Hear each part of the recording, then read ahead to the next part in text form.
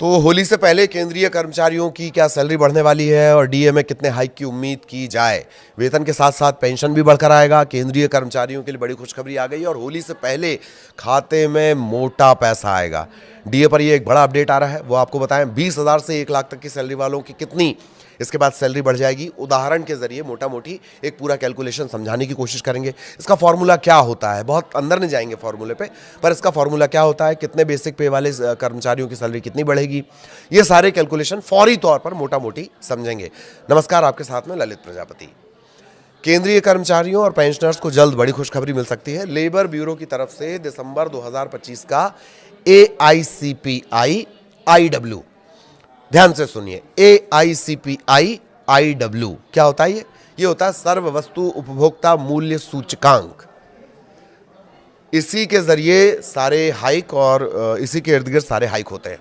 तो इसका डेटा जारी होने के बाद अनुमान लगाया जा रहा है कि महंगाई भत्ता और महंगाई भत्ता राहत, एक होता है DA जो कर्मचारियों को मिलता है, एक होता है DR डियरनेस रिलीफ, ये मिलता है पेंशनर्स को। तो DA और DR माना यह जा रहा है कि 2-2% ये बढ़ाया जा सकता है। अब वास्तव में कितना बढ़ेगा ये तो सरकार की घोषणा के बाद ही साफ होगा। कहा यह जा रहा है कि सरकार अगले महीने यानी मार्च 2026 में ये ऐलान कर सकती है। अब यहां ये जान लीजिए कि 7वें वेतन आयोग 7th पे कमीशन का समय 31 दिसंबर 2025 को खत्म हो गया, पर 8वें वेतन आयोग की सिफारिश होने, उसके लागू होने तब तक बहुत टाइम लग जाएगा। तब तक महंगाई से राहत कैसे मिलेगी? तब तक जो राहत मिलेगी वो 7th पे कमीशन के हिसाब से मिलेगी। इसी के हिसाब से DA का कैलकुलेशन होता रहेगा। आपको बता दें कि सरकारी कर्मचारियों के बजट पर महंगाई का असर ना हो, इसे एडजस्ट करने के लिए महंगाई भत्ता टाइम टू टाइम सरकार बढ़ाती है। केंद्र सरकार साल में 2 बार जनवरी और जुलाई में DA बढ़ाती है। इसका कैलकुलेशन बेसिक पे के हिसाब से किया जाता है। ऐसे में DA बढ़ने पर कर्मचारियों की सैलरी बढ़ जाती है और DR बढ़ने पर पेंशनर्स की कुल पेंशन बढ़ जाती है। DA DR का जो कैलकुलेशन है वो AICPI IW के 12 महीने के औसत के आधार पर किया जाता है। 12 महीने का औसत अभी क्या आया है? अभी दिसंबर का आया है, तो पूरे 12 महीने का एक एवरेज निकाला जाएगा। ये होता क्या है? AICPI IW यानी all India consumer price index. Industrial workers एक मासिक इंडेक्स होता है जो इंडस्ट्रियल लेबर द्वारा एक तय बास्केट में शामिल वस्तुओं और सेवाओं के खुदरा दाम में समय के साथ होने वाले बदलाव को मापता है। लेबर ब्यूरो हर महीने AICPI IW का आंकड़ा जारी करता रहता है।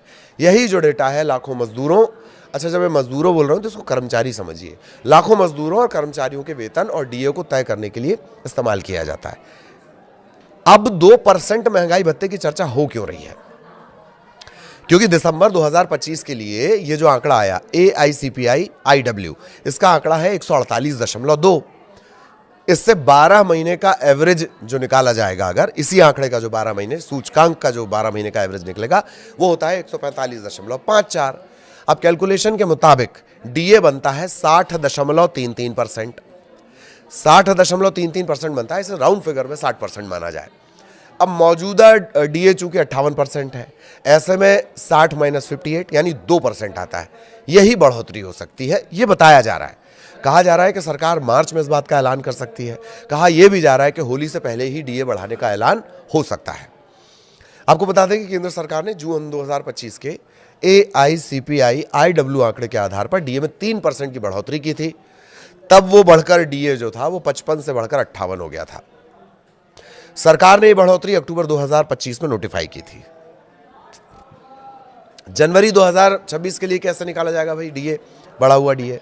पहले दिसंबर 2025 के DA का कैलकुलेशन समझ लीजिए। DA का कैलकुलेशन इस फॉर्मूले से होता है, DA = 12 महीने का AICPI का जो एवरेज है, सूचकांक का जो एवरेज है, ठीक है, इसके साथ 2001 का बेस उसमें इस्तेमाल होता है, ठीक, -261.42।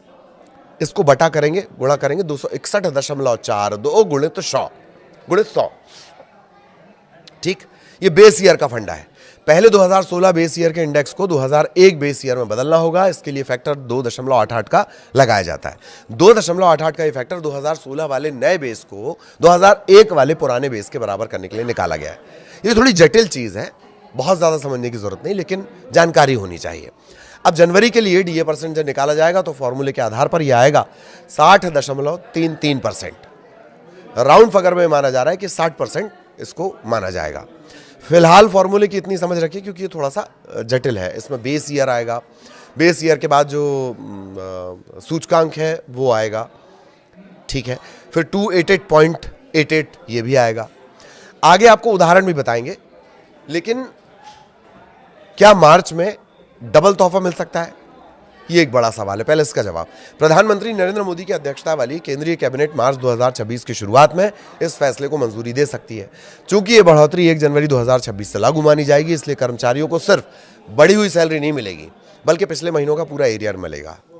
तो इसका मतलब ये है कि अगर मार्च में घोषणा होती है तो होली के आसपास आने वाली सैलरी में फरवरी महीने का बढ़ा हुआ वेतन और जनवरी का जो बकाया एरियर है वो जुड़कर आ सकता है। त्योहार के मौके पर एक मुश्त राशि मिलना किसी तोहफे से कम नहीं है। पेंशन भोगियों के लिए भी ये उतनी बड़ी राहत की खबर होगी क्योंकि उनकी महंगाई भत्ता कर्मचारियों का होगा, महंगाई राहत किसकी हो गई? पेंशनर्स की हो गई। उनमें भी इसी अनुपात में बढ़ोतरी होगी।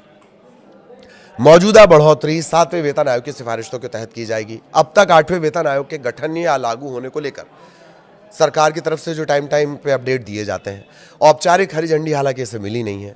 तो ये डीए बढ़ोतरी 31 दिसंबर 2025 को 7वें वेतन आयोग के औपचारिक समापन के बाद पहली समीक्षा होगी। अब एक मोटा मोटी आपको उदाहरण बता देते हैं। सैलरी स्लैब से आप समझ सकते हैं 20,000 से 1 लाख तक की सैलरी वालों की कितनी सैलरी बढ़ेगी।